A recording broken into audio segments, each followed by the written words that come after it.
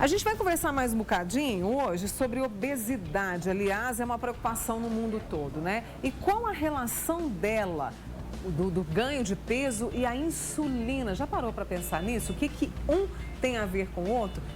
Estou recebendo aqui a Daniela Tarran, que é nutróloga e que vai falar para a gente sobre essa ligação. E claro que você participa pelo 998-97.000. Oi, Daniela, obrigada por ter vindo, viu? Bom Obrigada dia, a você, né? Mônica. Me diga, o que um tem a ver com o outro? Porque a gente, quando fala de insulina, logo liga ao diabetes, né? Isso. Então, Mônica, muitas vezes a gente recebe aquele paciente no consultório que ele conta uma história assim: olha, antes eu deixava de comer, fazia uma dieta assim, um exercício, e eu via a diferença, eu emagrecia. Agora eu comecei a ter uma dificuldade para emagrecer. Então esse é o primeiro sintoma que a gente percebe no paciente que está com resistência insulínica. O que é a resistência insulínica? É um mau funcionamento da insulina. A insulina é um hormônio que coloca a glicose para dentro da célula. Então, todas as células do nosso corpo precisam de glicose para se alimentar, mas elas não conseguem pegar essa glicose. Tem que vir um garçom, abrir uma portinha e colocar a glicose para dentro da célula. A insulina seria esse garçom. Entendi. Tá? Porém, existem algumas situações, principalmente quando você inicia com uma alimentação errada, excesso de carboidrato e começa com um certo ganho de peso. E aí essa insulina chega lá na portinha para abrir a portinha e você ganhou peso, tem gordura entremeada e a insulina não consegue agir de maneira adequada. Ela não consegue colocar a glicose para dentro. O que o pâncreas faz? O pâncreas, ele aumenta a produção de insulina para conseguir vencer essa resistência. Porém, o aumento na produção de insulina vai aumentar a fome, vai dificultar a perda de peso. E o pior, o que ninguém sabe, né? A gente nasce com uma quantidade de insulina que é só aquela. A insulina, ela não se multiplica. Então, se numa fase da minha vida, para eu alimentar as minhas células, eu preciso gastar mais do meu potinho, da minha poupança, é aonde o paciente vai ficar diabético tipo 2 aos 50, 60, 70. Antigamente, essas pessoas ficavam diabéticas do tipo 2 mais tarde. Hoje a gente está vendo isso cada vez mais precocemente. E a causa é a resistência à ação da insulina.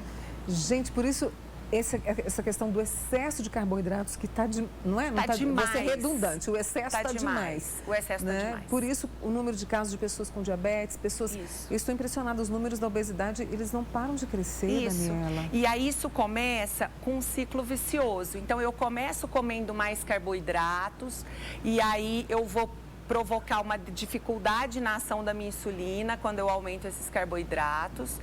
E aí o meu corpo vai tendo mais dificuldade para absorver essa glicose, eu preciso aumentar mais a insulina para favorecer isso, e aí vai virando um ciclo vicioso. E quanto maior está a minha insulina, mais fome eu sinto. Então vai ficando cada vez mais difícil. Eu vou comer mais, minha insulina vai subir mais, eu vou comer mais, vou engordar mais e vai ficando cada vez mais difícil. Eu vou te pedir para você vir comigo ali ao monitor para a gente explicar justamente, olha lá, a resistência à insulina que você trouxe de uma forma tão didática, né, todo esse ciclo dessa resistência. Então, a gente começa na ingestão alimentar inadequada. Pão demais, macarrão demais, batata demais? E assim, não é que eu não posso comer, mas é o demais mesmo, é o misturar. Né? Eu coloco 2 carboidratos, 3 carboidratos no mesmo prato, repito sempre o carboidrato. E o carboidrato, ele tem uma desvantagem, ele é muito pouco sacietógeno. Ou seja, ele não dá saciedade. Então eu vou comer de novo daqui a pouco, né? Aí eu aumento a produção de insulina. Quando eu aumento a produção de insulina, como eu disse, eu vou aumentar a fome. Além da fome, tem uma outra coisa que os pacientes queixam, que é um cansaço. Daniela, 1 hora depois que eu almoço, me dá uma canseira logo depois do almoço, um mal-estar, uma sonolência. Geralmente esse cansaço é ocasionado pela elevação na produção insulínica. E muitas vezes, após a alimentação, esse paciente vai ter até hipoglicemia, porque a insulina está tão alta, está tão funcionante, que ele pode ter até uma hipoglicemia depois que come. E sentir fraqueza, né? Isso, Aquela e o cansaço. E o cansaço. E daqui a pouco ele vai querer comer de novo. né? E aí eu tô comendo errado, tô com fome excessiva, vou ganhando peso, vou desenvolvendo essa resistência periférica à insulina, que nada mais é relacionada ao ganho de peso e alimentação inadequada, e vou aumentar meu estoque de gordura e de açúcar. E aí isso vai girando um ciclo que não tem fim, porque esse aumento de estoque de gordura, ele está associado à minha alimentação inadequada, a insulina vai estar aumentando a minha fome, e aí quanto mais eu como, mais vontade eu tenho de comer, pior vai ficando a ação da minha insulina, e isso vira um ciclo vicioso que a gente tem que entrar e intervir. Aí que eu quero te perguntar, como que a gente barra isso? Como que para esse círculo aqui? Então, são algumas ações muito importantes. Primeiro, é a mudança da alimentação. Isso aí é o primeiro, eu tenho que reduzir a ingestão de carboidrato. E o primeiro lugar que eu vou interferir, açúcar e farinha branca. Certo. Então, eu tenho que tentar reduzir o máximo o açúcar e a farinha branca. Lembrando que muita gente para de comer fruta, para de comer alguns vegetais que têm mais carboidrato, alguns tubérculos. Não, o principal é açúcar e a farinha branca. Eu não preciso necessariamente ficar sem açúcar, sem fruta, por exemplo. Alguns pacientes a gente tira se tiver muito alto, mas por poucos dias e depois retoma, só para dar aquela baixada mais rápida. Tá. Então, o primeiro ponto é a ingestão alimentar. Segundo ponto, durante a atividade física vigorosa, eu melhoro a sensibilidade da insulina. Então, o meu pâncreas pode produzir menos insulina porque ela vai estar agindo de maneira mais adequada. Então, atividade física. Atividade física. Terceiro ponto, perda de peso. Quanto menos peso eu estiver, se eu estiver fazendo a alimentação e a atividade física, menos resistência insulínica eu vou ter. Mas aí o paciente fala assim, mas eu não consigo perder peso. E aí é onde a gente entra com medicação. Hoje a gente tem medicamentos que a gente usa para quê? Para potencializar a ação dessa insulina, deixar ela mais potente e sinalizar para o pâncreas que ela está funcionando direito. Com isso, o pâncreas vai reduzir a produção dela e a minha fome vai diminuir, o meu cansaço vai diminuir. Então, a hora que eu entro com a medicação, resolve bastante eu também, melhoro né? bastante. Vou fazer uma pausa com a Daniela Tarran, até para ver as perguntas que estão chegando para ela e ela contando para a gente essa ligação da insulina e também do ganho de peso. Quando nós falamos sobre insulina, logo a gente pensa no diabetes, né? Mas ela está muito ligada ao ganho de peso. É o que a gente está conversando hoje com a nutróloga Daniela Tarran. Eu vou trazer algumas perguntas para você e depois a gente, né, volta aqui com essa ligação dos dois. A Ana, lá de Tuiutaba, contou que aos 40 anos ficou diabética. E pode ter essa relação realmente dessa produção excessiva da insulina, né? A gente tem que lembrar que tem dois tipos de diabetes, né? O diabetes tipo 1, que é aquele da infância, que ele já vai direto para a insulina, é uma doença autoimune. Não tem nada a ver com esse que a gente está falando. O diabetes tipo 2, ele está associado ao erro alimentar, à obesidade, à falta de atividade física. E aí ele vai aparecer ao longo da vida. Você não vai usar insulina de cara, vai começar com medicamento via oral e depois provavelmente migra para insulina. Mas o que chama atenção hoje é que antes essas pessoas ficavam diabéticas após os 70 anos e hoje cada dia mais cedo está acontecendo. Né?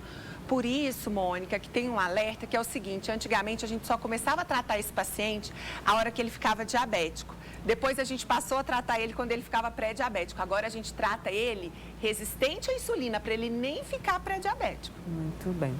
Mônica, gostaria de saber se a metformina é um dos medicamentos que ajuda a controlar a insulina e também ajuda a perder peso, a Vânia.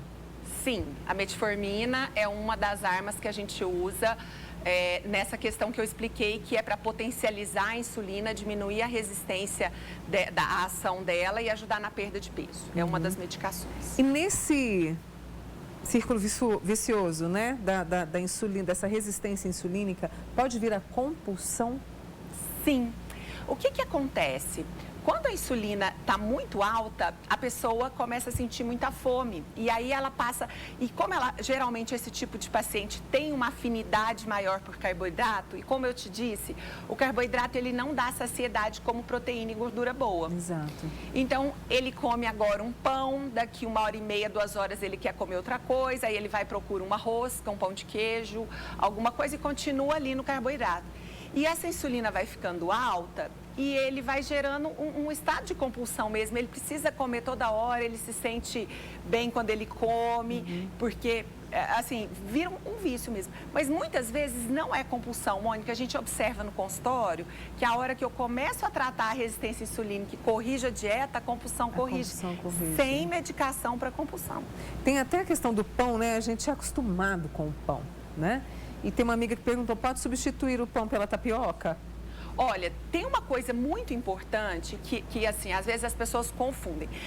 O pão, ele é mais processado, que a gente está falando de grau de processamento, né? Então, quanto menos processado um alimento, quanto menos industrializado um alimento, mais saudável ele é. A tapioca é menos processada que o pão. Posso trocar, mas depende da quantidade de tapioca que eu vou usar. E eu não posso comer uma tapiocona achando... passar Nutella dentro, sei lá, e achar que tá tudo bem. E o ideal é toda vez que eu for comer um carboidrato assim, eu associar uma proteína. Porque a proteína, ela vai diminuir ela vai aumentar a saciedade, então ela vai diminuir a minha fome recorrente. Então, se eu como uma tapioca pequena, mas com ovo dentro... tá tudo bem. Tá tudo certo. Muito bom. O André Luiz Ferreira, professor em Araguari. Mônica, há uma relação em aumento da grelina e liberação da insulina e quais os efeitos em pessoas com hipotireoidismo na perda de peso? Tá. Existem 2 hormônios que eles controlam fome e saciedade, que é grelina e leptina. Existe associação, sim, na alteração de grelina, mas hoje a gente sabe que não adianta dosar. Isso não nos traz informações muito fiéis, porque a pessoa às vezes tem resistência tanto à ação da grelina quanto resistência à ação da leptina. Mas sobre o hipotireoidismo, é importante a gente falar que muitas pessoas acreditam que estão acima do peso por causa do hipotireoidismo. Se o hipotireoidismo estiver controlado, se os hormônios estiverem normais com o uso do comprimido, não é por isso que esse paciente vai ganhar peso. No caso da medicação, eu queria voltar um pouquinho, né, que a gente tem a metformina e tem uma outra medicação também, né, que a gente não pode falar o nome comercial. Essas medicações, a pessoa, quando é indicado, com a orientação de vocês, ela pode tomar para a vida toda? Pode. Para controlar essa resistência? Sim. O que acontece? Hoje, na hora que você começa a tratar um paciente com resistência insulínica, então a gente vai ter, principal é a metformina e a liraglutida, que é essa outra droga. Que ela é injetável, até hoje não se conseguiu desenvolver ela via oral, mas estão em processos de. Elas vão ajudar muito no processo. Mas, Mônica, 90% do paciente que começa a fazer atividade física e perde peso e muda a qualidade de vida, ele não vai precisar ficar usando esse remédio para o resto da vida. A metformina, a gente sabe que ela pode ser usada para o resto da vida, se eu precisar. E a liraglutida, ela tem estudos de segurança com 5 anos de uso já. Mas eu nunca preciso usar, porque aquele paciente que corrige né? Ele melhora automaticamente. E com esses sintomas que você falou, cansaço, a fome demais, procurando o quanto antes, eu vou eliminar um monte de problema lá pra frente, não vai? Eu vou eliminar um monte de problema. É muito triste quando o paciente já chega pra gente diabético, sem ter tido um diagnóstico prévio, porque a hora que ele ficou diabético, não tem como eu fazer esse trabalho que eu faço, assim, eu já sei que ele vai usar remédio pro resto da vida. Exatamente. Tem um amigo nosso, Beto, lá do Luizote, acompanhando a conversa, sabe a dúvida dele? Por que o diabetes, quem tem diabetes, tem dificuldade para cicatrizar? Machucados. Tá. Boa pergunta, O paciente diabético, ele vai desenvolver com o tempo um problema nos vasos sanguíneos. E aí o sangue, a fibrina, tudo que ajuda na cicatrização de uma ferida, não chega adequadamente naquele pé, por exemplo, que é o principal, é o pé diabético. E é por causa da distribuição do sangue, da circulação. Que aí a circulação no diabético, ela fica comprometida e aí a cicatrização por esse motivo. Olha que legal, você falou dessa mudança, né? Desses 2 bonitinhos que andam ali de mão dada, que é a alimentação e a atividade física. Eu não entendi bem o nome da nossa amiga aqui, ou do nosso amigo, mas diz o seguinte: mudei minha alimentação, tirei o carboidrato. Ah, não, eu li rapidamente, mas mesmo assim ele não está conseguindo perder peso. Tem 10 dias e eliminei 1 quilo só. É uma amiga, vi a fotinha aqui. Então, pode ser que ela esteja nesse caso que eu estou te falando. Da resistência, e assim, né? Tem uma coisa muito importante, Mônica, que eu gosto de falar para todo mundo. Não tem outra receita. Né? Tá certo que a gente vai usar uma medicação nesses casos para complementar o tratamento. Mas tudo que a gente faz começa com melhora de alimentação e atividade física. Sempre. Deixa eu fazer uma pergunta rapidinho para você. A Fabíola do Mansor, síndrome de Dumping tem a ver com insulina? Tem. A síndrome de dumping, ela é mais frequente no paciente pós-cirurgia bariátrica, mas ela também acontece no paciente que nunca fez. E é uma hiperresponsividade à ingestão de carboidrato. A pessoa ingere carboidrato e o pâncreas libera muita insulina, mas libera muita água, enzimas no estômago, existe uma dilatação. E aí esse paciente vai sentir uma sensação de desmaio, enjoo, mal-estar. E tem a ver também. Muito bem. Daniela Tarran, nutróloga com a gente aqui no Manhã Total, trazendo de forma muito clara essa ligação da insulina e o ganho de peso. Obrigada, viu? Obrigada a você. Bom fim de semana, pra você Dani. também. Obrigada mesmo.